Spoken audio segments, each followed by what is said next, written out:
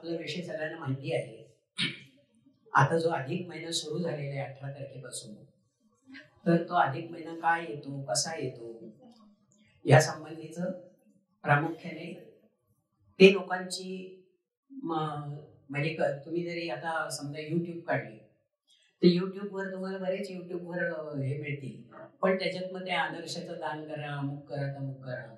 पण नेमका श्रावणच का अधिक येतो, तो किती दिवसांनी येतो, किती महिन्यांनी येतो, ते कोण ठरवतं, त्याचं प्रयोजन काय, म्हणजे हेतू काय, त्याचा काय आहे, ते समायोजन, ऍडजस्टमेंट, असं फारसं ते युट्यूबवर मला नाही वाटत. मी पण पाहिलेत ते युट्यूबचे, पण त्याच्यावर दान, समाज, कुटुंब, धर्म याच्याबद्दलच खूप माहिती असते आणि ती सर्व सत्य असतेच असं नाही. असो, तर आपल्याला का आणि कसा असा आपला विषय आहे. अधिक महिना का आणि कसा. आता आपल्याला माहिती आहे की आपण 2 तऱ्हेची कालदर्शिका किंवा कॅलेंडर म्हणून आपण वापरतो. एक आपल्याकडे जानेवारी ते डिसेंबर कॅलेंडर तर घरोघरी असतंच.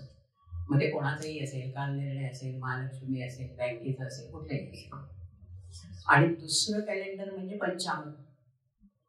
आता अलीकडे काय झालंय की कॅलेंडरच्या मागे पंचांग असतंच कालनिर्णयाच्या, पण पंचांग हे एक कॅलेंडरच आहे, कालगणनेचं कॅलेंडर. पण ते चांद्र आहे, त्याला पंचांग असं म्हणतात, पण माझ्या मते त्याला पंचांग म्हणणं चुकीचं आहे.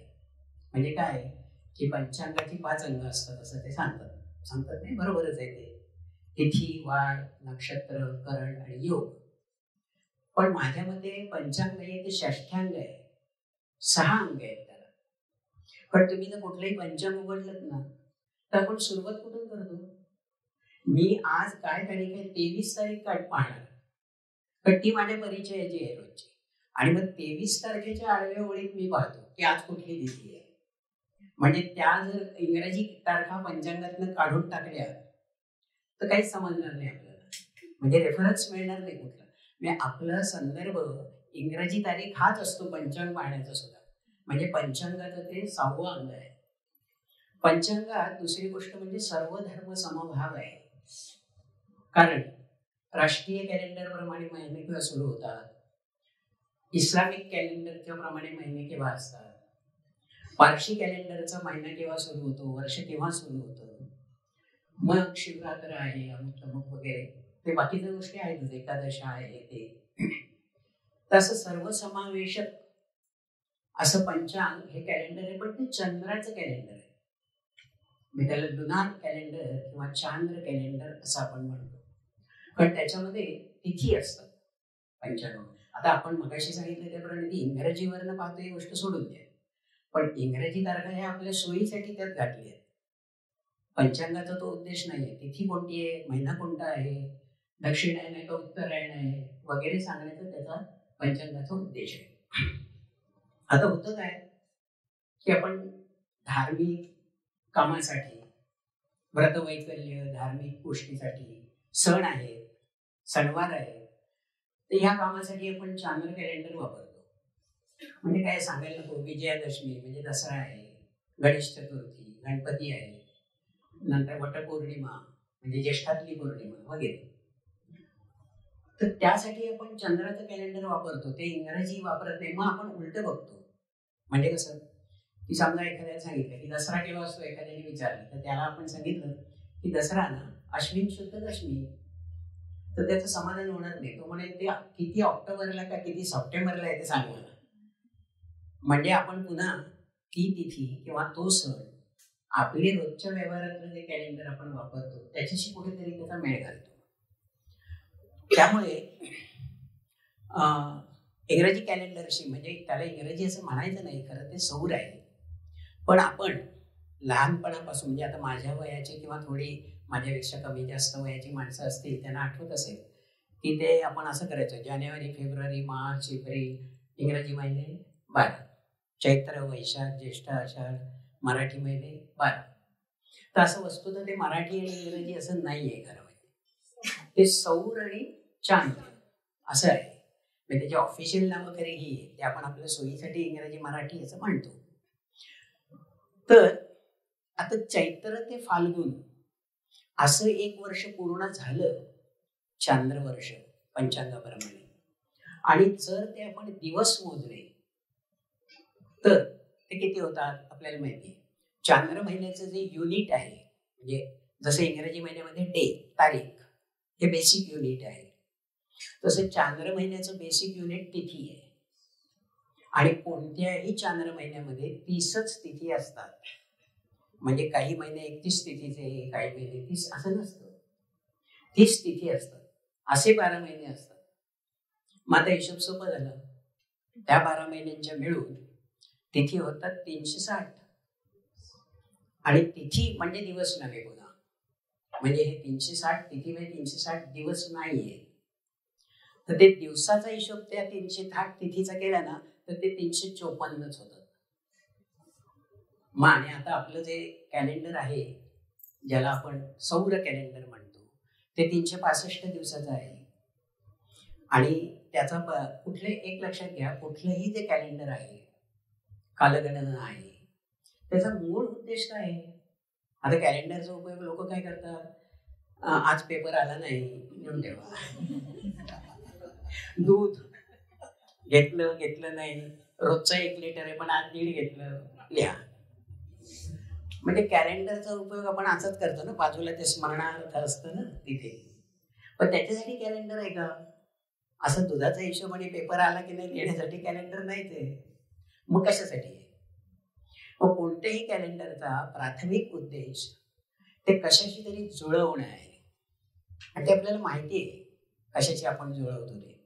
आता मला सांगा, 22 डिसेंबर तारीख आहे, त्या सुमाराला डिसेंबर महिन्याच्या उन्हाळा असतो का? नाही, थंडी असते, हिवाळा असतो. पण मे महिना घेतला किंवा जून महिना घेतला, 22 जून, तर आपण म्हणतो त्या दिवशी दक्षिणायन सुरू होतं. म्हणजे जास्तीत जास्त उत्तरेला सूर्य असतो, उन्हाळा असतो. थोडक्यात 22 जून 22 डिसेंबर म्हणजे सौर कॅलेंडर जे आहे याचं कोऑर्डिनेशन, समन्वय हा ऋतूंशी आहे. आणि आपण आता असं म्हटलं की सौर कॅलेंडर म्हणजे ऋतूंचा कंट्रोलर, नियंत्रक सूर्य आहे, चंद्र नाहीये. म्हणजे आता कसा प्रकार होतो बघा, आपण तिथी म्हणजे सण वार चंद्राच्या कॅलेंडर प्रमाणे करतो, पण आपल्याला तेच तो विशिष्ट सण विशिष्ट ऋतूत पण आला पाहिजे असं पण आपली इच्छा असते. आता आपण स्लाइड बघूया का? स्लाइड बघूया, म्हणजे त्या अनुषंगाने आपण जाऊ. तर का आणि कसं हे आपल्याला प्रामुख्याने पाहायचंय. पुढे जा. आता गुढीपाडव्याच्या काही तारखा आपण बघा. 20, 21, 22, 23, 24 4 वर्षाचे दाखवले. 21 सालचा पाडवा 13 एप्रिल, मग तो मागे गेला, 2 एप्रिलला आला, पुन्हा मागे गेला, यावर्षी 22 मार्चला आला. पण आता तो पुन्हा उडी मारून पुढे जाईल पुढल्या वर्षी. मग हा जो मागे मागे आला आणि यातला जर तुम्ही फरक पाहिला दिवसांचा, तर 13 आणि 2 म्हणजे 11 दिवसाचा फरक आहे साधारण.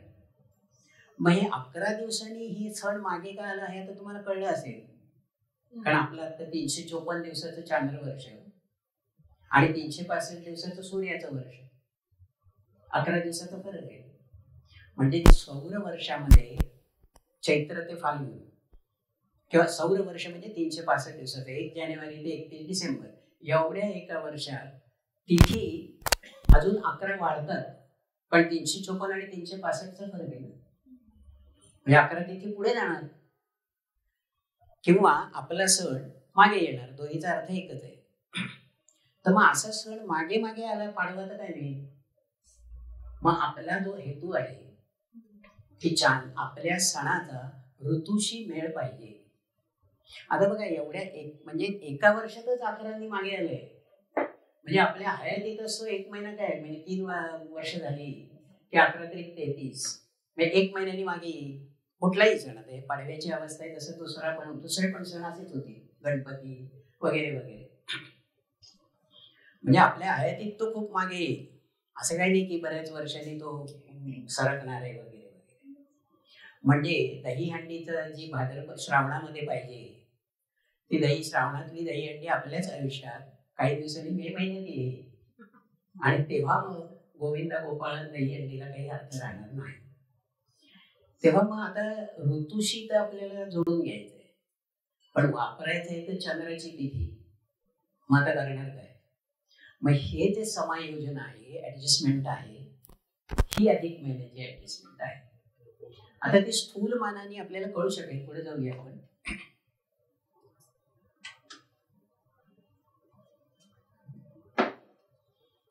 आता सांगितलं असं जे आता मी बोललो तेच इथे आहे.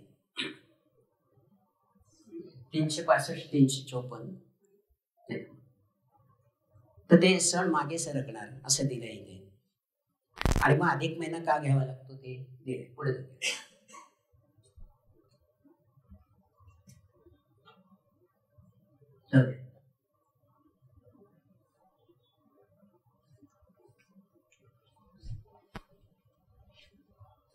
हे आता मी सांगितलंय ते चालेलं आहे.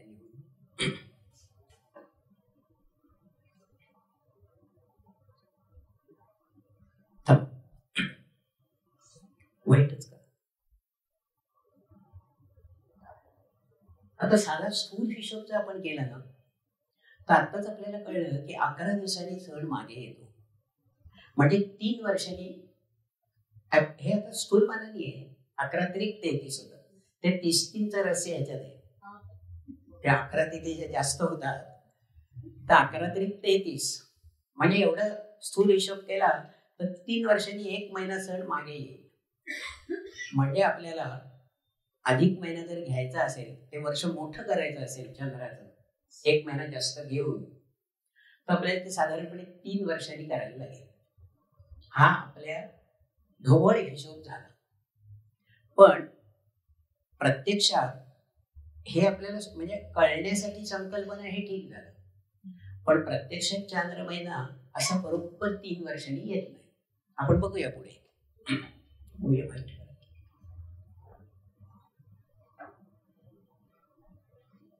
आता 2007 ते 26 चे अधिक महिने कोणते आहेत ते जरा बघा.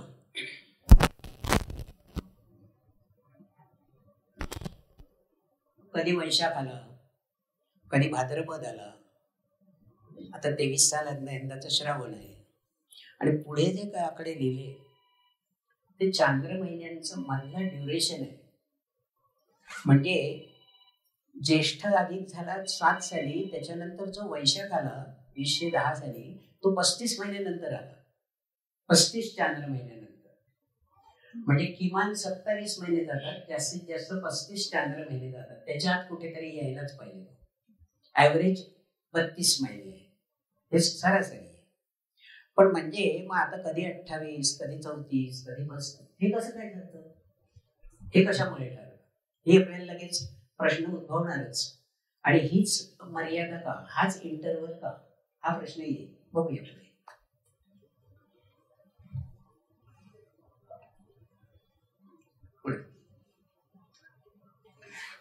पुढची आकृती दाखवा.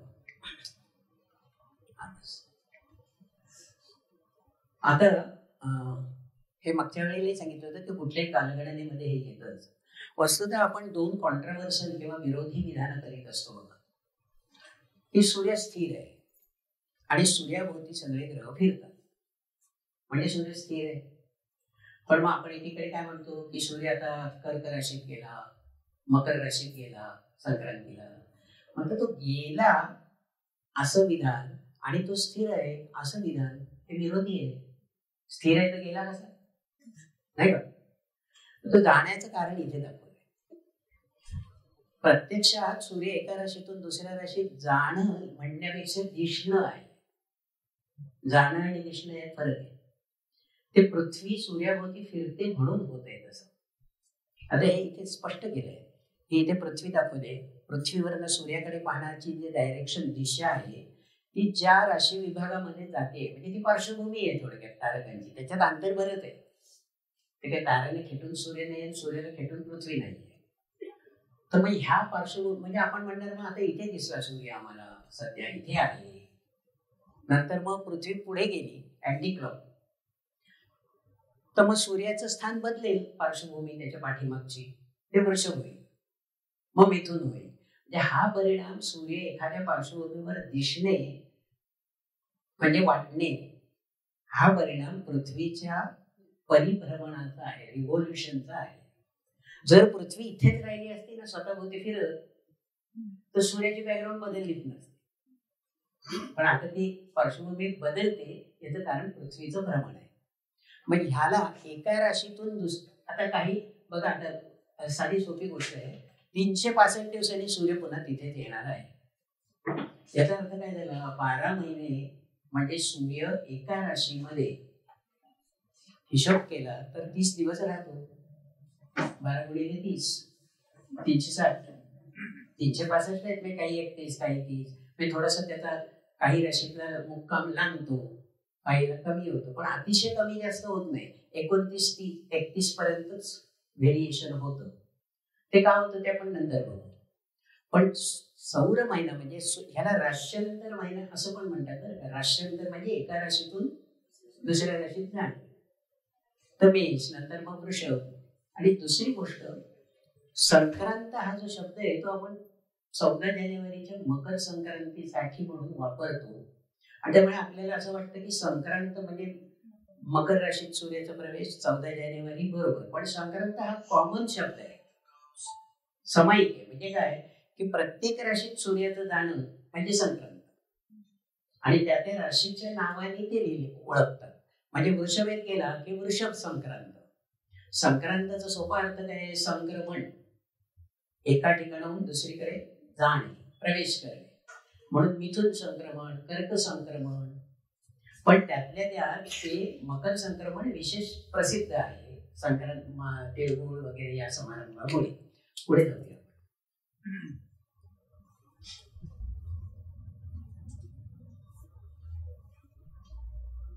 हे जरा भेट कर. आता चांद्र महिन्यांची जी नावं आहेत ना, चैत्र, वैशाख वगैरे, ज्येष्ठ, हे कोणी ठरवलं? हाच क्रम का घेतला? आणि अमुक वेळेत आता तुम्ही बघा, चैत्र महिना असतो तेव्हा पाडवा असतो, तो साधारण मार्च एप्रिल, आता पाहिजे का, तेव्हा वसंत ऋतू असतो त्यावेळेला. आता श्रावण आहे, आषाढ आहे, पावसाळा आहे. खरं आपल्याकडे उन्हाळ्यात आहे, पण उन्हाळ्यात पाऊस पडतो आपल्याकडे, तर हा पावसाळा म्हणतो आपण. शिशिर ऋतू म्हणजे डिसेंबर मध्ये आहे. मग ह्या महिन्यांची नावं जी आहेत, चैत्र, वैशाख वगैरे ठरवलेली, त्याचे 2 क्रायटेरिया आहेत. एक असं की ज्या सोपा त्याचं म्हणजे त्याचं हे नाही, व्याख्या नाही त्याची, ते एक लक्षण आहे. कुठले लक्षण आहे ते पहिल्यांदा सांगतो. आता श्रावण महिना आहे ना चालू, मग श्रवण नावाचं जे नक्षत्र आहे त्या दिवशी पौर्णिमेचा चंद्र तिथे असेल. आता तुम्ही नंतर मला एक प्रश्न विचाराल, तो खोचक नसेल, बरोबरच असेल, एका मग 2 श्रावण महिने आहेत, मग दोन्ही श्रावण महिन्यात पौर्णिमेचा चंद्र तिथेच येईल का? तर तसं नाही होणार. पण हा स्थूलमानाने असं म्हणजे आहेच, हे बरोबरच आहे. चैत्र महिना म्हणजे चित्रा नक्षत्राजवळ पौर्णिमेचा चंद्र असणार. चैत्र महिन्याची पौर्णिमा म्हणजे चित्र आणि चंद्र जवळजवळ, असं हा क्रायटेरिया आहे. म्हणजे हे व्याख्या नाही महिना होण्याची, एक लक्षण आहे. पण मग चैत्र वैशाख अशी नावं कशी दिली? तर मी नेहमी असं लोकांना प्रश्न करतो. आता आपल्याला म्हणजे आता मुलांसमोर असेल तर कोणाचंही नाव, इथे अशी कोणीही व्यक्ती असणार नाही की तिने आपलं पहिलं नाव आडनाव सोडून द्या, स्वतःच ठरवलंय, असं धरती शक्य नाही. पाळण्यात असताना आपण काही आईला सांगितलं नाही कानात ओरडून की माझं नाव अमुक ठेव म्हणून, नाही का? तसं चांद्र महिन्यांची नावं चंद्र ठरवत नाही, सूर्य ठरवतो. सूर्याचा पत्ता विचारावा लागतो चांद्र महिन्याचं नाव ठरवताना, कारण सूर्य राशी ऋतू ठरवतो ना. त्यामुळे जर ऋतूंचा मेळ घालायचा असेल चांद्र महिन्याशी, तर सूर्याची दखल घ्यावीच लागेल, नाही का? मग असं ठरलेलं आहे की मीन राशी, आता पुढची स्लाइड बघूया कुठली आहे, मला सुद्धा. मीन राशीत सूर्य असताना जो चांद्र महिना सुरू होतो त्याला चैत्र म्हणायचं. तर सुरू होतो म्हणजे काय, तर काही म्हणजे माहिती आहे तुम्हाला, पण काही लोकांसाठी सांगतो, सगळ्या तऱ्हेचे इथे विद्यार्थी आहेत वगैरे वगैरे. आपले महिने अमांत असतात. म्हणजे काय, अमावस्येला महिना संपतो आणि दुसरा पुढचा सुरू होतो, त्याला अमांत महिने म्हणतात. तर मग मीन राशीत सूर्य गेला आणि मग गेला म्हणजे कसं ते मगाशी सांगितलं एक्सप्लेन करून. त्याच्यानंतर अमावस्या झाली, ते काही दिवसांनी हो काही केव्हाही हो, मीन राशीत सूर्य असताना अमावस्या झाली, महिना संपला. आता आपल्याला नाव द्यायचं, मग चैत्र द्यायचं. आता असा सिक्वेन्सनी जायचं. आता मीनच्या पुढची रास आहे मेष, म्हणजे पहिली रास. मग मेषेत सूर्य असताना जो महिना सुरू होईल तो चैत्राच्या पुढचा म्हणजे वृषभ. याप्रमाणे कर्केत सूर्य असताना जो महिना सुरू होतो तो श्रावण. म्हणजे कुठल्याही वर्षी श्रावण कर्क राशीत सूर्य असला आणि महिना सुरू झाला की त्या महिन्याचं नाव काय ठेवायचं, श्रावण ठेवायचं, म्हणजे ठेवलेलं आहे. म्हणजे थोडक्यात चांद्र महिन्यांची नावं चंद्र ठरवत नाही, सूर्य ठरवतो. बघूया पुढची स्लाईड. आता हे आता सांगितलं तेच आहे.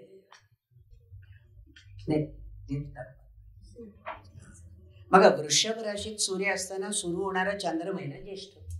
आता सांगितलं ना, मीनेत असताना चैत्र, मग मेषेत असताना वैशाख, मग वृषभ येत असताना ज्येष्ठ.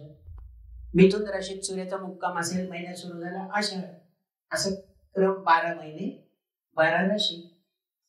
पण तुम्ही आणखीन एक गोष्ट जरा पाहिली तर की सूर्याचा मुक्काम त्या त्या राशीतला जरा वेगवेगळा आहे बघा.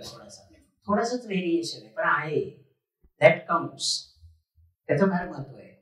अधिक महिना ठरवताना हे महिने जे आहेत ना, वृषभ मिथुन कर्केत असताना सूर्य, म्हणजे आत्ताचे दिवस जून जुलै वगैरे वगैरे आपल्या नेहमीच्या ह्याच्यात संदर्भात घ्यायचं तर हे महिने मोठे आहेत बघा. 31 दिवस आणि काही तास आहेत, काही मिनिटं आहेत. पुढे सिंह कन्या तुळ वगैरे, तुळ तर एकदम कमी झाले, 31 वर 29 वर आला. सूर्याचा मुक्काम तेवढाच राहतो. म्हणजे सूर्याचा त्या त्या राशीतला मुक्काम हा बरोबर 30 दिवस नसतो, तो 30च्या आसपास असतो. ते का ते आपण नंतर बघू, पुढे जाऊया. तर अमावस्या म्हणजे काय हे जरा जाता जाता आपण स्पष्ट करून घेऊया आपल्या मनात. जास्त जो डेज आहे सूर्याचा तो फिक्स का 29 वगैरे? हो, ते डेज फिक्स आहे. पुढचे मिनिटं आणि तास बदलू शकतात थोडेफार. हा, तर अमावस्या म्हणजे काय, तर शब्दाची फोड करायची झाली तर अमा अधिक वस. वस वसती म्हणजे राणी, द्वितीय गणाचा धातू आहे संस्कृत मधला. पण अमा म्हणजे एकत्र. तर अमावस्या म्हणजे सूर्य चंद्र एकत्र एकाच ठिकाणी मुक्काम त्यांचा. आता एकाच ठिकाणी म्हणजे दिशांचा संदर्भ घेतला तर पूर्व पश्चिम, कारण सगळीकडे सूर्य काय चंद्र काय सगळे ग्रह काय हे पश्चिमेकडून पूर्वेकडे जातात राशी चक्रात. म्हणजे मेषेनंतर वृषभ, वृषभ नंतर मिथुन, हे आपण जसं पुढे पुढे जातो राशी तसं पूर्वेकडे जातो, लक्षात ठेवा. तर आता काय होतं, प्लेन ऑफ द एक्लिप्टिक असं लिहिलंय, म्हणजे एस लिहिलंय तो सूर्याचा मार्ग आहे आणि चंद्र त्या मार्गाला क्रॉस करतोय. पण चंद्र फास्ट आहे आणि सूर्य स्लो आहे, हे आपल्याला माहिती आहे व्यवहारात. मी फक्त तुम्हाला रिमाइंड करते, तुम्हाला माहिती आहे मी सांगतोय या गोष्टी, फक्त तुम्ही त्या आठवायचे की बघा जे काम सूर्य 12 महिन्यात करतो 365 दिवसामध्ये सर्व राशीचं भ्रमण, ते चंद्र एका महिन्यात करतो. 1 महिन्यात चंद्र सगळ्या राशीची हिंडून येतो. म्हणजे याचा अर्थ चंद्र फास्ट आहे ना, 1:12 असा रेशो झाला साधारण. मग चंद्र फास्ट असल्यामुळे तो सूर्याजवळ नेहमी कसा राहील, तो सूर्याला ओव्हरटेक करतो. थोडक्यात आपल्या भाषेत बोलायचं म्हणजे तसा एखादा ट्रक आहे आणि ट्रक चाललेला असेल लेन मधून स्लो, तर मागे कारवाला काय कायम ट्रकच्या मागे नाही जात, तो ओव्हरटेक करतो, त्याचा स्पीड जास्त आहे. तसंच चंद्र सूर्याला ओव्हरटेक करतो. ज्या क्षणी ते असे साईड बाय साईड असतात, म्हणजे चंद्र आयदर दक्षिणेला असतो सूर्याच्या किंवा उत्तरेला असतो, पण त्याचं वर्ण गेला ग्रहण होतं. पण प्रत्येक अमावस्येला वरून जात नाही या गुणामुळे. म्हणून ग्रहण प्रत्येक अमावस्येला नाही होत. मग आता बघा ते क्रॉसिंग झालंय आणि ते एकाच ठिकाणी SM असं दाखवलंय. ते ग्रहणाची स्थिती येईल ही. थोडस सूर्याच्या बिंबावर चंद्र आलाय, पण अमावस्येचा अर्थ हा आहे एकत्र असणे. पुढे जाऊया आपण.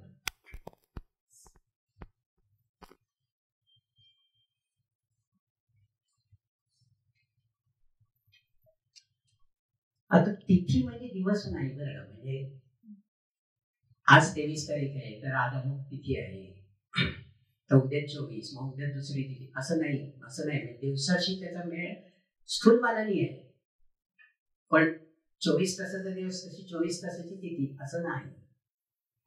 मग तिथीची संकल्पना आपल्या घड्याळाशी किंवा सूर्योदय सूर्यास्त, तुम्ही कुठे आहात पृथ्वीवर, रात्र एका दिवस आहे, याच्याशी तिथीचा संबंध नाही.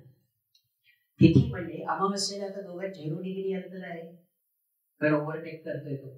मग चंद्र पुढे गेला सूर्याला ओलांडून, पुन्हा तो सूर्याला गाठेल 1 महिन्याने, मग पुन्हा अमावस्या होईल. अशा 12 अमावस्या होती. हे पुढे पुढे चंद्र जात असताना त्याच्या तो 12 अंश गेला की एक तिथी होते. म्हणजे त्याचा कोन पृथ्वीच्या केंद्राशी 12 अंशाचा झाला पाहिजे. पृथ्वीच्या केंद्रातून एक रेषा सूर्याकडे काढली, एक किरण चंद्राकडे काढला, डिग्री मोजायच्या, 12 झाल्या, ओके, प्रतिपदा संपली. 24 झालं अंतर, द्वितीया झाली. 36 झालं, तृतीया झाली. हे तुम्हाला उदाहरणाने पटेल बघा. पौर्णिमा असते ना, म्हणजे तिथी कितवी तिथी असते? 15वी. बरं, 15वी तिथी म्हणजे पौर्णिमा, 30 म्हणजे अमावस्या. मग 15वी तिथी म्हणजे पौर्णिमा जेव्हा असते तेव्हा सूर्य मावळतो, तेव्हा चंद्र उगवतो. म्हणजे दोघांमध्ये अंतर किती झालं? 180. आता 15ला 12 कोणा आलं ना, 180. म्हणजे तिथीची व्याख्या काय? चंद्र सूर्यामध्ये 12च्या मल्टिपल मध्ये पटीत अंतर पडलं की तिथी संपते. हे गणिताने काढतात. मग तिथे तुमच्याकडे त्यावेळेला रात्र असेल, दिवस असेल, काही त्याचा संबंधच नाही. आणि ह्यामुळे आपण तिथे व्यवहारात वापरत नाही. कारण आता बघा, ही आता तुमच्या अमावस्या तरी वेळ दिलेली असते का पंचांगात? तृतीया संपली, चतुर्थी वेळ असते पुढे, तर ती वेळ असते. चतुर्थी संपली शुद्ध पक्षातली, याचा अर्थ त्या क्षणी दोघांमध्ये 48 डिग्रीचा अंतर आहे, असा त्याचा अर्थ होतो. पौर्णिमा म्हणजे 120 डिग्रीचा अंतर, पण तो क्षण आहे ना, कारण दोघंही सारखे चाललेच आहे, त्यामुळे तो क्षण आहे. असं काय दिवसभर चंद्र काही राहत नाही तिथे, असं नाही का. क्षणाची गोष्ट आहे, सारखी त्यांना गती आहेच, त्यामुळे तो क्षण छापलेला असतो. तर अमावस्या समाप्तीचा क्षण पंचांगात दिलेला म्हणजे सूर्यचंद्राची युती त्यावेळेला झाली, तिथून महिना सुरू करायचा पुढचा. आणि मग प्रतिपदा, द्वितीया, पौर्णिमेपर्यंत आपल्याला माहिती आहे शुक्ल पक्ष असतो आणि नंतर कृष्ण पक्ष असतो. फक्त इस्लामिक कालगणना जी आहे तिथे पण 12 महिने आहे, पण तिथीची संकल्पना नाही. म्हणजे मोहरम हा पहिला महिना. आता सध्या आज मी त्यांचा शेवटचा जिल्काद महिना चालू आहे, जिल्हीज. म्हणजे मोहरम, सफर, रबीउल अव्वल, रबीउल आखिर, जमादिल अव्वल, जमादिल आखिर, रजब, शाबान, रमजान, शव्वाल, जिल्काद, जिल्हीज असे 12 महिने आहेत. ते संध्याकाळी सुरू होतो त्यांचा वाद, पण तिथीची संकल्पना नाहीये त्यांच्या. दिवस मग काही महिने 29 दिवसाचे, काही महिने 30 दिवसाचे, असे 354 दिवस. शेवटी चांद्र महिने म्हणजे दिवस 354 होणार ना. तो इस्लामिक असो नाही तर आपला असो, कुठलाही असो. तर ही संकल्पना तिथीची आहे, ती म्हणून त्या क्षणाला महत्व आहे.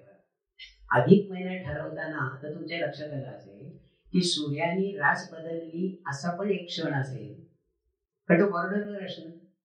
जसं कबड्डीची बॉर्डर असते, एक सर्व्हिस करतो म्हणजे ती चुन्याची रेषा ओलांडून जातो आणि तो एक क्षण असतो ओलांडण्याचा, तसा आहे. तर त्यामुळे सूर्याची रास बदलण्याची वेळ आणि अमावस्या समाप्तीची वेळ याचा संबंध येईल अधिक महिना ठरवताना. कसा ते पुढे बघू.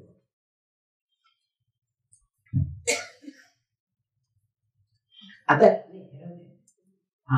सूर्याचे महिने मोठे आहेत असं आपण सांगितलं, 30-31, काही 29 पण आहे, पण चांद्र महिना कधी 30 किंवा 31 होत नाही. लक्षात आलं असेल तुमच्या. हे बघा, 29 दिवस हे फिक्स आहे, तास वेगवेगळे आहेत, तर ते चंद्राची गतीवर अवलंबून आहे, म्हणून हा कमी जास्तपणा येतो गतीमुळे. पण नाही तर 29 दिवस आणि काही तास, 7-8 तासापासून 19-20 तासापर्यंत ते व्हेरिएशन येतं. म्हणजे थोडक्यात काय, चांद्र महिना लहान आणि सूर्य महिना मोठा. मग आता इथे आपल्याला अनुकूल परिस्थिती मिळाली, म्हणजे आता चांद्राचा महिना सूर्याच्या पोटात बसू शकतो ना महिन्यात, कळतो 31, हा 29, म्हणजे 31 मध्ये 29 बसतील नाही का, सँडविच साठी 29त 31 नाही बसणार, 31त 29 बसेल. असा बदल जेव्हा होतो तेव्हा अधिक महिना असतो. तर तसा तो बसायला पाहिजे त्यात. तो कसा बसतो आपण बघूया. आता सांगितलं तेच इथे तुम्हाला दिसतंय. या विशिष्ट वेळा आहेत या विशिष्ट. सूर्य राशी प्रवेश कर्केत किंवा गेला, पंचांगात छापलेला असतो, सूर्य आज कर्केत अमुक वेळेला गेला या दिवशी. तसंच अमावस्या केव्हा संपली ते तिथे पंचांगात दिलेलं असतं. अमावस्या संपणे म्हणजे काय, सूर्य राशीत जाणे म्हणजे काय, हे आता तुम्हाला सांगितलं, ते समजलंय तुम्हाला. आता पुढे आता घडलंय बिघडलंय काय बघा. एरवी अधिक महिना नसतो ना, तेव्हा सूर्य राशीत प्रवेश करतो, अमावस्या होते, सूर्य राशीत प्रवेश करतो, अमावस्या होते, असं अल्टरनेट चालतं. पण काही वेळेला त्याच्यात हे असं होतं, घडलंय बिघडलंय, काहीतरी बिघडतं. तर कसं होतं दाखवलंय तुम्हाला बघा. सूर्याचा कर्क प्रवेश 17 जुलैला सकाळी 5:06 झाला कर्केत, आणि मग लगेचच अमावस्या झाली 18 तारखेला, म्हणजे 12:02 रात्री. मग पुन्हा एक अमावस्या झाली 16 ऑगस्टला, 3:08 संपली. तेव्हा आम्ही विचारलं, म्हणजे आपण विचारलं, अमावस्या संपली की सूर्य तू कुठे आहेस? तर सूर्य म्हणाला मी कर्क राशीतच आहे. मग तू सिमेंट केला नाही का? तू म्हणलं जाणार आहे मी, असं काय करतं, माझे 31-30 दिवस ठरलेले, जाणार मी, फक्त केव्हा जाणार ते बघा. थोड्या अमावस्या झाल्यानंतर 16 ऑगस्टला 3:08 अमावस्या संपली, सिंहेत प्रवेश 17 ऑगस्टला 1:32 गेला. मग आता आपलं काय क्रायटेरिया आहे नाव ठेवण्याचा, की कर्क राशीत सूर्य असताना जो महिना असेल तो श्रावण. मग आता एकाच राशीत सूर्य असताना 2 अमावस्या झाल्या ना, म्हणजे संक्रांत झाली नाही. थोडक्यात संक्रांत म्हणजे मागाशी सांगितलं मी, प्रवेश, राशी प्रवेश. तर म्हणून याला असंक्रांत महिना असं पण शास्त्रीय नाव आहे. आता आपण ते अधिक म्हणतो, धोंड्या म्हणतो, मलमास म्हणतो, अशी वेगवेगळी नाव आहेत. पण हा असंक्रांत महिना का म्हणतात कळलं असेल.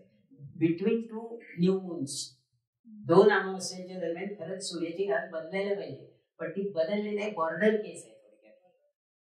आता अमावस्या समाप्ती पूर्वी किती वेळ गेला खाली दिले,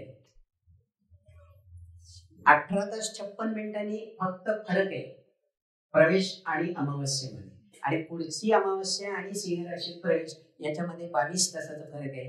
टोटल सौर महिना 1 दिवस 17 तास 20 मिनिटांनी जास्त झालाय चांद्र महिन्यापेक्षा. पण जरी जास्त झालं तरी नुसतं जास्ती झालेला अर्थ नाही, अशी बॉर्डरवर केस व्हायला पाहिजे. मग आता तुम्हाला समजलं असेल की अधिक महिना केव्हाही असा इंग्रजी महिन्याच्या मध्यावर येत असतो. आता 18 जुलैला झाला, तो 16 ऑगस्ट पर्यंत आहे. कुठलाही अधिक महिना नंतर आपण बघू तो तसा असा काय असं नाही होत. संपूर्ण ऑगस्ट महिना श्रावणाने हे केलं ना, अधिक श्रावणात म्हणजे 1 ऑगस्ट ते 31 असं होणंच शक्य नाही. काय ते समजलं असेल तुम्हाला. सूर्याच्या प्रवेशाशी त्याचा संबंध आहे, आणि सूर्याचा प्रवेश इंग्रजी महिन्याच्या मध्यावर होतो साधारण.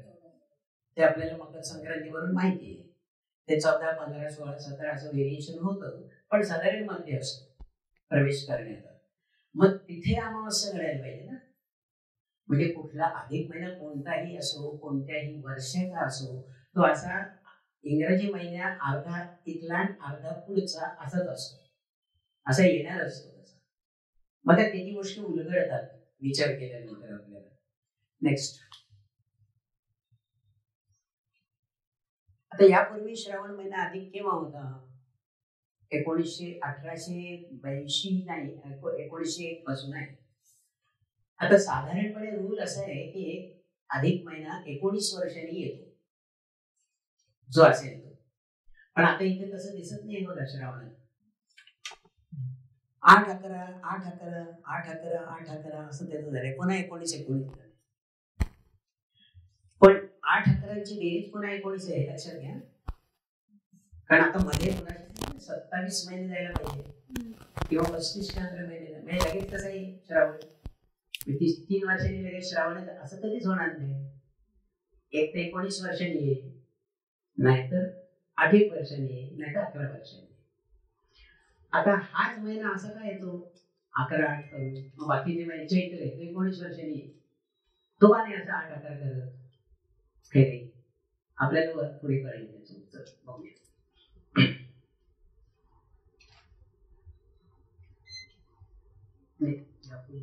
पुढचा आहे श्रावण. हा यापुढे श्रावण केव्हा येणार आहे बघा? 19 वर्षांनी. तुम्ही आता 2042 ला देणार आहे, म्हणजे 19चा नियम तो पाळणार. पुन्हा 19 वर्ष जाणार, 2061. मग मात्र 8/11 येतो, म्हणजे 2099 या शतकाच्या शेवटच्या पर्यंत दिलेली आहे. पुढे पण सगळं कॅल्क्युलेटेड असतं, पण आपण एवढेच दाखवले पुढे श्रावण महिना केव्हा आली की नेक्स्ट 400 वर्षातले अधिक महिने जर विचारात घेतले 1760 ते 2160 समजूया आपण, तर कोणावर किती वेळा अधिक होण्याची पाळी आली ते बघा. आणि तुमच्या लक्षात येईल की श्रावणाचा स्कोर हायएस्ट आहे. 400 वर्षात 34 वेळा श्रावण आले. त्याच्यानंतर लागलाय नंबर ज्येष्ठाने, तो 29 वेळा आले. कमी वेळा चैत्र आलाय, अश्विन कमी वेळा आलाय. हेच महिने जास्त वेळा का आले बघूया, कारण त्याच्यानंतर आपण थांबा. एक मिनिट. जसा अधिक महिना येतो तसा क्षय महिना पण असतो. क्षय महिना असणे म्हणजे एकाच महिन्याला 2 नाव. असं आता इथे एक नाव रिपीट केलं आपण, अधिक श्रावण आणि नीच श्रावण, म्हणजे 2 महिन्याने एकच नाव दिलं. तिथे उलटी परिस्थिती असते, एकाच महिन्याला 2 नाव, म्हणजे पौष क्षय माघ असं. ते क्षय महिना ही परिस्थिती फार दुर्मिळ असते, त्याच्याबद्दल नंतर आपण बोलू. पण लगेच तुमच्या मनात एक प्रश्न आला असेल की क्षय महिना आला म्हणजे मग आता 11 महिन्यातच वर्ष झालं ना, कारण तुम्ही एकाच महिन्याला 2 नावं दिली म्हणजे वर्ष 11 महिन्याचं झालं, 12 तर पाहिजे ना. पण गंमत अशी आहे की तशी परिस्थिती जेव्हा उद्भवते तेव्हा त्या क्षय महिन्याच्या अधिक एक अगोदर एक अधिक महिना येतो आणि नंतर एक इमिजिएटली अधिक महिना येतो त्या वर्षात, चांद्र वर्षात. म्हणजे पुन्हा 12 + 2 - 1 13 वर्ष होतात. 13 महिन्याचं वर्ष होत असते. बघूया आपण हे असं का होतं. आपल्याला आता असं पाहिजे की श्रावणाची परिस्थिती आणि ज्येष्ठावर अशी पाळी जास्त वेळा काय येते बघूया पुढे.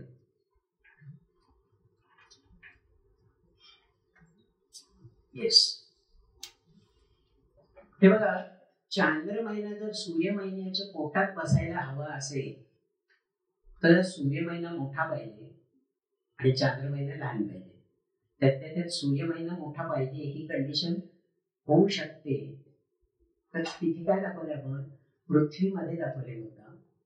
आणि पृथ्वी सूर्य आता आपल्याला दिसतो ना फिरलेला, म्हणून सूर्य त्या कक्षेत फिरतोय असं म्हणूया आपण. तर आता पृथ्वीपासून सूर्याचं अंतर डाव्या आणि उजव्या बाजूला सारखं नाहीये बघा. डाव्या बाजूला ते अंतर मिनिमम कमी आहे आणि उजव्या बाजूला ते जास्त आहे. तर याचा साधा विज्ञानाचा नियम असा आहे की जेवढा अंतर जास्त तेवढा तो जो भोवती फिरणारा ऑब्जेक्ट आहे त्याचा कालावधी जास्त. साधं बघा ना, आपले सूर्यमालिकेतले ग्रह बघा. गुरु 12 वर्ष घेतो, शनी 30 वर्ष घेतो, पृथ्वी 1 वर्ष. म्हणजे तसा तसा लांब जाईल सूर्याच्या आकर्षणातून ग्रह, तसा तसा त्याचा फिरण्याचा जो कालावधी आहे परिक्रम तो वाढेल. मग तेच इथे होतं. सूर्य पृथ्वी अंतर बदललं की पृथ्वीचा वेग म्हणजे सूर्याचा पर्याय आपण तो प्रोजेक्ट करतो त्याच्यावर, तो कमी जास्त होतो ना. म्हणून मग सूर्य जेव्हा 4 जुलैला सूर्य पृथ्वीमध्ये अंतर मॅक्झिमम असतं, इंग्रजी तारखेप्रमाणे म्हणायचं तर. मग आता त्या सुमाराला जे महिने होतात ते अधिक होतात नॅचरली, कारण तेव्हा सूर्य सुरू आहे. म्हणजे इथे ह्या सुमाराला होणारे महिने अधिक महिने असण्याची शक्यता जास्त आहे, कारण तो 31-30 दिवस आणि काही आणखी 15 तास वगैरे असू शकेल तो महिना. त्यामुळे हे वैशाख ज्येष्ठ आषाढ श्रावण भाद्रपद याच्यावर जास्त पाळी येते. पण श्रावणावर काय येते ते बघा. आषाढ आणि श्रावण आहे ना, ते अगदी 4 जुलैला खेटून आहेत साधारण. तो भाग आता आला ना, 18 जुलैला आला ना महिना हा कर्केट प्रवेश. म्हणजे सूर्य पृथ्वीचा अंतर नुकतंच 15 दिवसापूर्वी मॅक्झिमम होतं. तर आता काही फार फरक पडला नाही. मग आता लक्षात आलं असेल तुमच्या श्रावणावर ही पाळी जास्त वेळा आहे किंवा ज्येष्ठावर येऊ शकते. ठीक आहे, बघूया पुढे. ते आता हे आपण पाहिलंच आहे.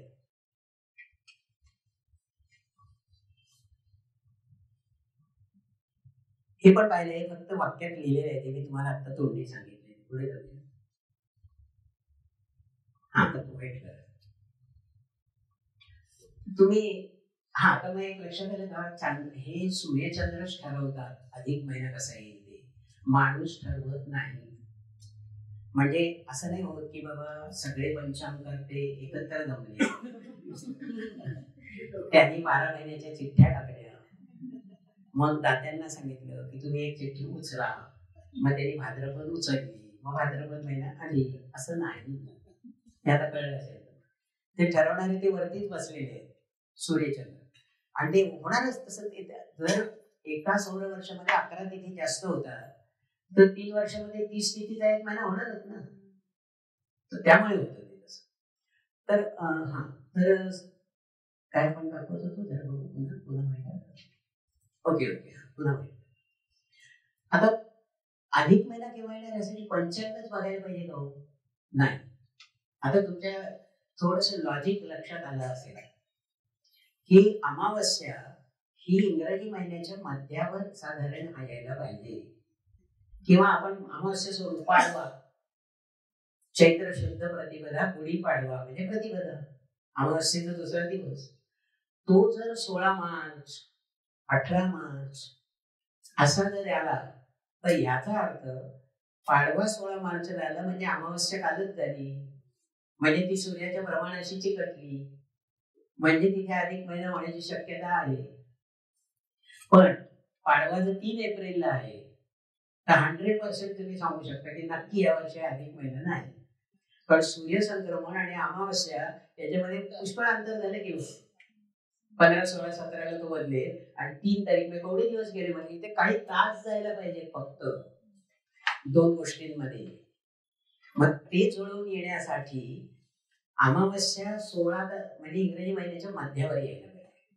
मग आपल्याला गुढीपाडव्याचं उदाहरण चांगलं लक्षात ठेवता येईल, कारण तो तर काय अमावस्या वगैरे नाही लक्षात राहत, ते पंचांग पाहायला लागेल. पण गुढीपाडवा तर गाजत असतो, त्यामुळे गुढीपाडवा काय 17 मार्चला आहे का? ओके, मी यावर्षी अधिक महिना. आता कोणता येईल ते नाही सांगता येणार, पण देर इज पॉसिबिलिटी या वर्षी अधिक. आता यंदाच बघा ना उदाहरण, यंदा पाडवा केव्हा होता? 22 मार्च, चैत्र शुद्ध प्रतिपदा, मग आला ना अधिक महिना. मग असं ह्या रेंज मध्ये आला तर अधिक महिना येण्याची शक्यता जास्त आहे. जितकं तो पुढे जाईल पाडव्याची तारीख, तितका पुढचा महिना अधिक येण्याची शक्यता जास्त आहे असं. आणि जवळ असेल तर मग तो वैशाखत येईल किंवा चैत्रात येईल वगैरे वगैरे, पण ते तसंच व्हायला पाहिजे. ते आता मगाशी सांगितलं तसं. ओके, पुढे ते आता सांगितलं. पण तुम्हाला गणितच हवं असेल, हे झालं अंदाज झाला सांगितलं, ते गणित काय लिहिले. आता 1845 हे शक चालू आहे, तर त्याला 12 गुणा असं ते म्हणतात, 19 भाग, बाकी 10 किंवा 10 पेक्षा कमी आहे, तर त्या वर्षी अधिक महिना येणार हे नक्की. म्हणजे हा अंदाज नाही, येणारच. तसा तो यंदा आलाय, यंदा बाकी 8 राहिले. आता शके 1945 चालू आहे, त्याला ते गुणून भागून वगैरे बाकी 8 आलेली आहे, त्यामुळे यंदा अधिक महिना आहे. नेक्स्ट. आता असं आहे की अधिक महिना हे चांगलं नाव आहे ना. धोंड्या मास म्हणणं किंवा मलमास म्हणणं त्याच्याही पेक्षा जे देवाधर्माशी निगडीत आहे याला विष्णूचा महिना आहे. त्यामुळे हा पुरुषोत्तम मास असं याचं दुसरं नाव आहे. आता त्याच्या संबंधीची गोष्ट आहे, ते गोष्टीत काही आपल्याला म्हणजे मला तरी एवढा रस नसतो. ते मग एकदा श्रीकृष्ण काय तपश्चर्येला होते, मग नारद मुनी त्याच्याकडे गेले. मग नारद मुनी त्याला म्हणाले, अहो ते अधिक महिना का येतो? तर ते म्हणले काय काय माहिती का, पाप वाढलेली आहे. ती गोष्ट आहे. आणि त्यामुळे काय ठरवलंय, ते 12 महिन्यांनी आपल्यातलं मंथर भाग बाजूला काढलेलं आहे, त्याचा अधिक महिना झालेला आहे. ही गोष्ट आहे, खरं ते सायन्सच आहे त्याच्यावर. आणि मग तो अधिक महिन्याला काय आहे, सगळे लोक असं धोंड्या मास वगैरे असं म्हणायला लागले, मला मास. मग तो बाबा कृष्णाकडे गेला, तो म्हणला काय आहे माझी दयनीय अवस्था आहे, असं लोक मला काय मानत नाही. तो म्हणाले ठीक आहे, मग तुला आजपासून हा पुरुषोत्तम विष्णूचा महिना माझा महिना म्हणून ओळखला जाईल, अशी गोष्ट आहे. हा पुरुषोत्तम मास आहे. आता एक लक्षात घ्या, आपल्याकडे प्रत्येक महिन्याच्या शुक्ल पक्षाच्या आणि कृष्ण पक्षाच्या एकादशीला नाव आहे. ती नावं इथे दिली. श्रावण महिन्यातल्या ज्या पहिल्या पंधरवड्यातली जी एकादशी ती पुत्रदा आहे, आणि पुढची आहे अजा. अज ज्यांना विष्णू सहस्रनाम माहिती, त्यांना माहिती असेल की ते अज सर्वेश्वर सिद्ध सिल्वागे अच्युता वृषा कविरमे यत्मा सर्व श्रुता असं आहे ना विष्णू सहस्रनाम. तर विष्णू सहस्रनामात अनेक नाव आहेत, त्यातलं अज एक नाव आहे. अज म्हणजे अजन्मा, ज्याला जन्म नाही तो अज. तर हे का आता तुम्हाला दाखवलं मी, कशासाठी दाखवलं ते खाली लिहिलंय.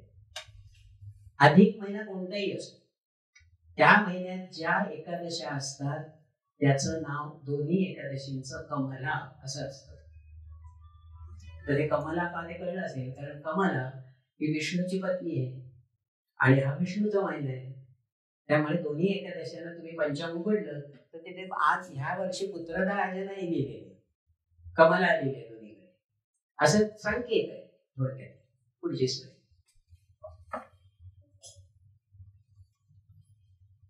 तर क्षय महिना आता पुष्कळ पुढे बघा ना, 2142 मध्ये येणार आहे आता क्षय महिना.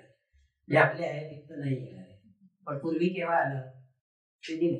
क्षय महिने कोणते आले. आता क्षय महिना म्हणजे कसं आहे, ह्याच्या नेमकी विरुद्ध परिस्थिती आहे. इकडे सूर्य महिना मोठा, त्याचे चांद्र महिना बसू शकला. तिथे जानेवारी मध्ये, आता इथे मगाशी दाखवलं ना 4 जुलै, त्याच्यानंतर 6 महिने म्हणजे जानेवारी येणार. तर जानेवारीत सूर्य पृथ्वी अंतर कमी असतं, तेव्हा सूर्य फास्ट असतो. मग इथे काही वेळेला असं घडतं की सूर्याचाच महिना लहान आणि चंद्राचा मोठा. मग काय होतं, सूर्य एकाच राशीत असताना 2 अमावस्या करतात. मग आपल्याला एकाच महिन्याला 2 नावं द्यावे लागतात, मग त्याला एक क्षय म्हणायचं वगैरे वगैरे. असं 1963 मध्ये झालं होतं. कार्तिक महिना हा अधिक पण आला होता, क्षय पण आला होता. आता ते मला विचारू नका तुम्ही, मग ते एक्सप्लेन करायला वेळ लागेल आणि समजायलाही वेळ लागेल, पण आलं होतं असं. मग अधिक महिना कार्तिक आला, कार्तिक अधिक आला होता. मग लोकांनी काय विचारलं की का ते दिवाळी असते ना आपली, दिवाळीचे 2 दिवस शेवटचे अश्विन महिन्याचे असतात ना, हे का, लक्ष्मी पूजन आणि नरक चतुर्दशी, आणि मग पुढचे 2 महिने कार्तिकाचे असतात, बलिप्रतिपदा आणि यमन भाऊबीज. बरं, आपला नियम काय आहे की अधिक महिन्यात सण नाही करायचे. मग आता अधिक कार्तिक आपण अधिक महिना आधी घेतो, मग आता दिवाळीची फारकत होणार का की 2 दिवस इकडे दिवाळी, 2 दिवस नंतर दिवाळी. तर तिथे एक अपवाद केला, आणि कारण तो क्षय पण होता म्हणून. पण असं एक 2 गोष्टींना अपवाद आहे बरं का. पाडवा चैत्र शुद्ध प्रतिपदा आणि ते गंगा दशहरा असतं ना ज्येष्ठ महिन्यात, ते 2 गोष्टी अपवाद आहेत. चैत्र महिन्यात अधिक आला तरी त्या अधिक महिन्याच्या प्रतिपदेलाच गुढीपाडवा करायचा, बाकी सण नाही करायचे, असं आहे ठरवलेलं. तर हे असे क्षय महिना, आणि मगाशी सांगितलं की असं क्षय महिना फार रेअर होतं उदाहरण, आणि त्याच्यात इकडे अलीकडे अधिक नंतर अधिक, त्यामुळे ते पुन्हा बरोबरी होते वर्ष संख्या. नेक्स्ट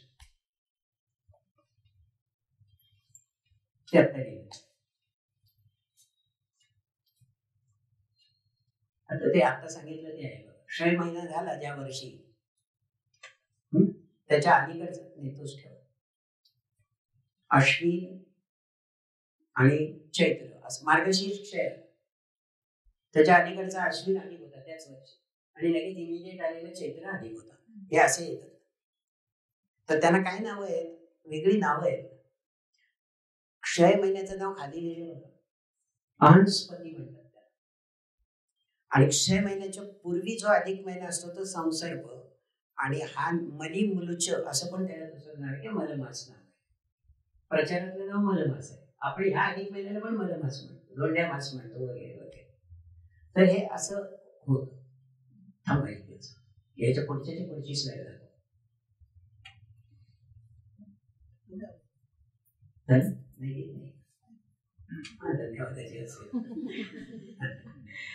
त्याच्या आधीची एक स्लाईड अशी आहे, कोणीतरी प्रश्न हा दाखवा ना, पण वाईट करा जरा, म्हणजे बंद करशी इकडे. काय आहे, उत्तर भारतामध्ये पौर्णिमांत महिने असतात, म्हणजे त्यांचा महिना पौर्णिमेला बदलतो, आणि त्यामुळे ना आपल्या एक महिना पुढे त्यांचं नाव असतं. म्हणजे आपल्या चैत्रातली पौर्णिमा झाली की आपलं काय होईल, चैत्र मध्य सुरू होईल, कृष्ण पक्ष सुरू होईल. तर त्यांचं पौर्णिमेला बदलल्यामुळे त्यांचा वैशाख शुक्ल असतो, म्हणजे कृष्ण असतो. वैशाख कृष्ण आणि आपला चैत्र कृष्ण, म्हणजे त्यांचा कृष्ण पक्षाचं नाव एक महिन्याने पुढे असतं.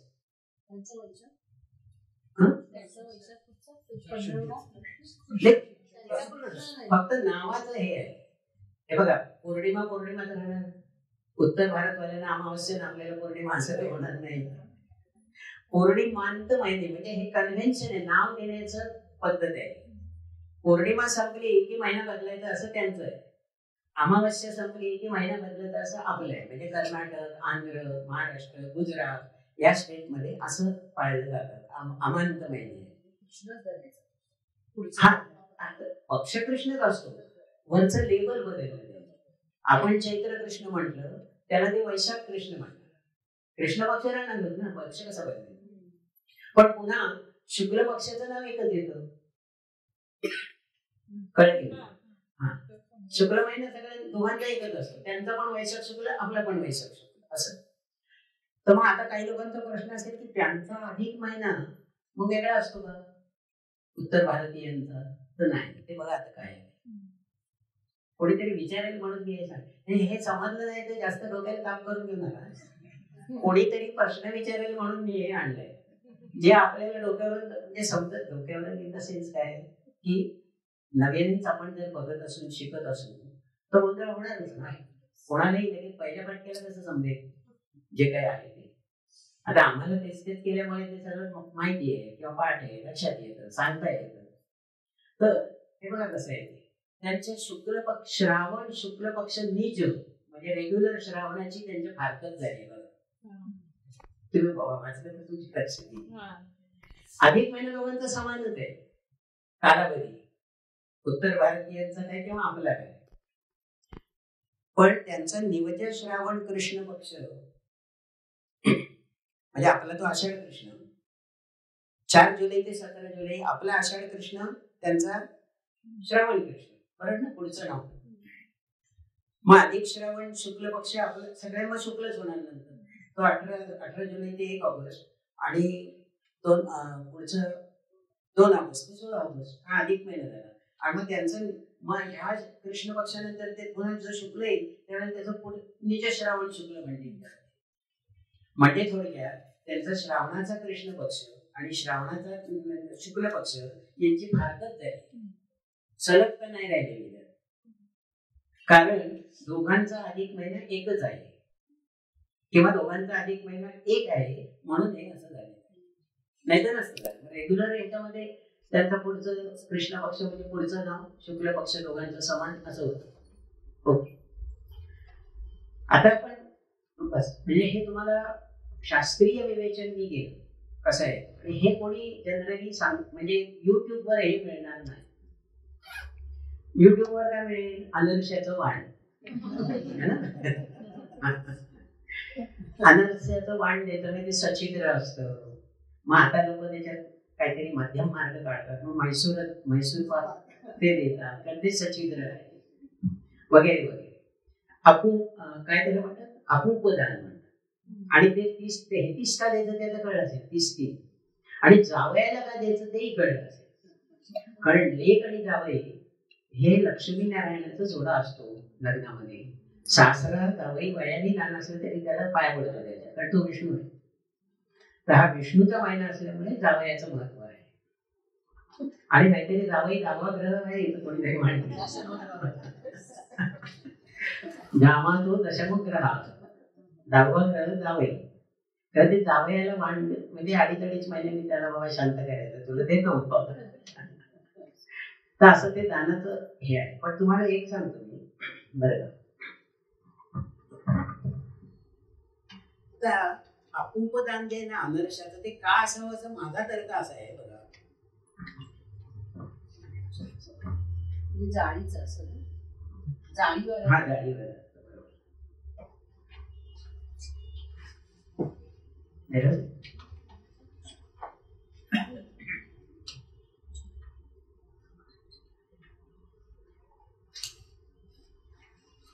एकादशींची नावं झाली. ओके, हा ठीक. तर खरं तर दानाचं महत्व सांगितलंय. आता हे युग आहे, कलियुग आहे. तर कलियुगामध्ये माणसाला ना हे विनोबांचं वाक्य आहे. विनोबांचं एक पुस्तक आहे भारूकर नाव, त्याच्यात खूप चांगली म्हणजे निबंध आहे, फार पूर्वी लिहिली आहे, म्हणजे आत्ताच्याही काळाला लागू होतील असे आहे. तर विनोबांनी काय सांगितलंय की खरं त्यागाचं महत्व आहे, त्याग. पण आता आपण कलियुगात आहोत त्यामुळे आपल्याला तो त्याग झेपत नाही. मग कलियुगात माणसाने सांगितलं काय की मग तुम्ही दान तरी करा निदान, असं सांगितलं. म्हणून हे दानाचं महत्व याच्यामध्ये आहे. विनोबा काय म्हणतात बघा, विनोबांचा त्याग आणि दान असा एक निबंध आहे मधुकर पुस्तकात. बरेच निबंध आहेत. म्हणजे विनोबांनी महाराष्ट्र धर्म नावाचं मासिक 1923 साली काढलं.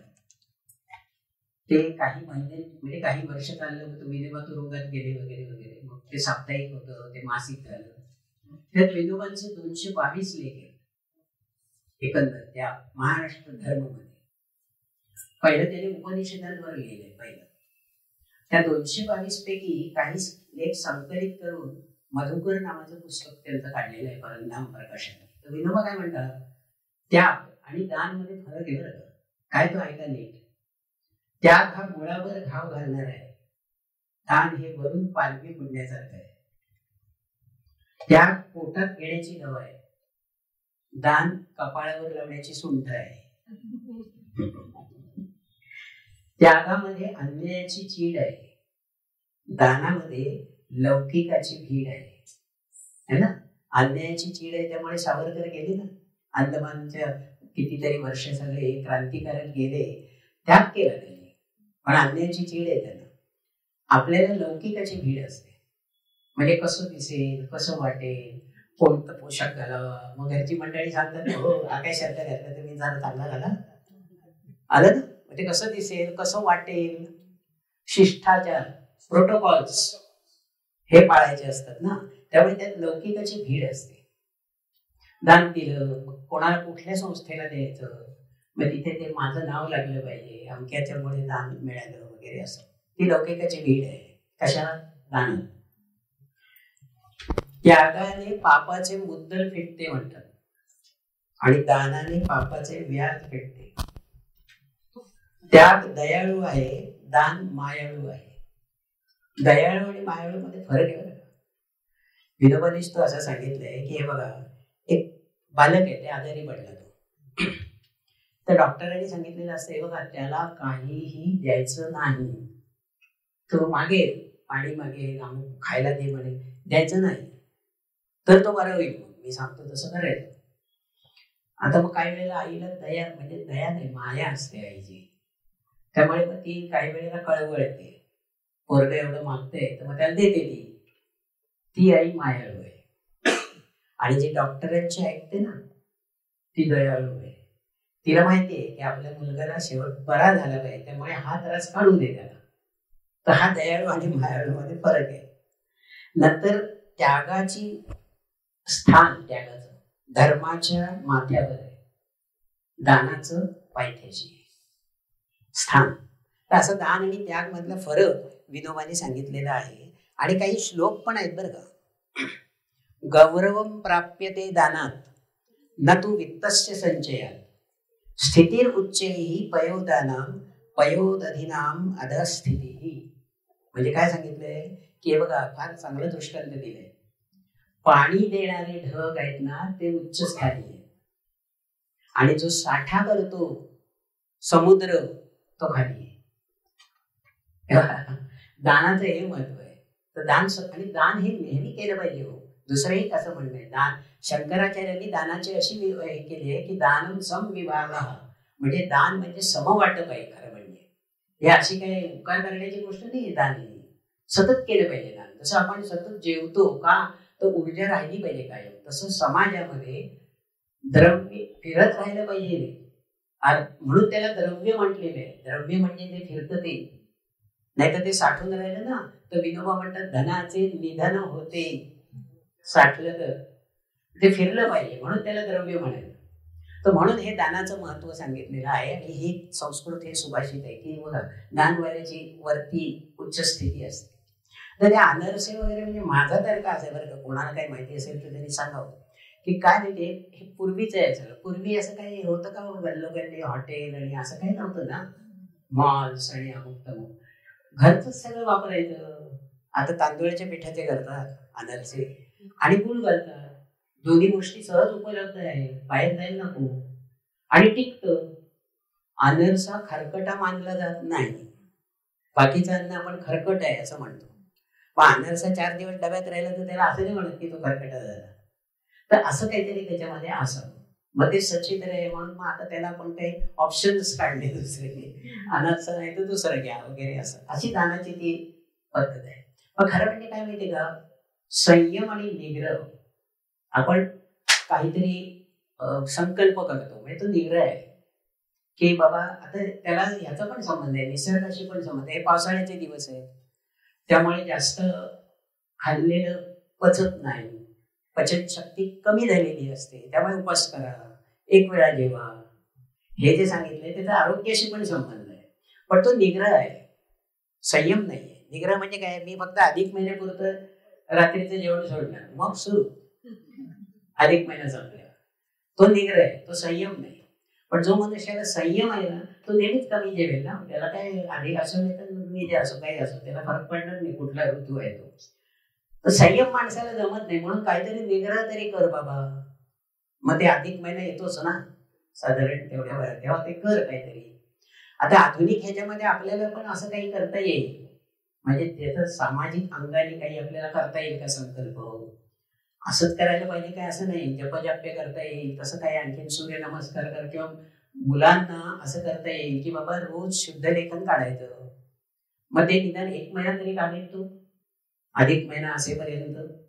हे मुलांच्या बाबतीत, विद्यार्थ्यांच्या बाबतीत झालं. आपल्या बाबतीत काही आणखीन आपल्या आपल्याप्रमाणे ठरवता येईल, आपली कुवत आपली आवड पाहून की हे असं आपण करूया, असं ते त्याच्या पाठीमागची भूमिका आहे दानाच्या पाठीमागची. तर अशा पद्धतीने हे अधिक महिन्याचं आपल्याला मी विवेचन केलं. धन्यवाद सर्वांना, आणि थांबूया आपण.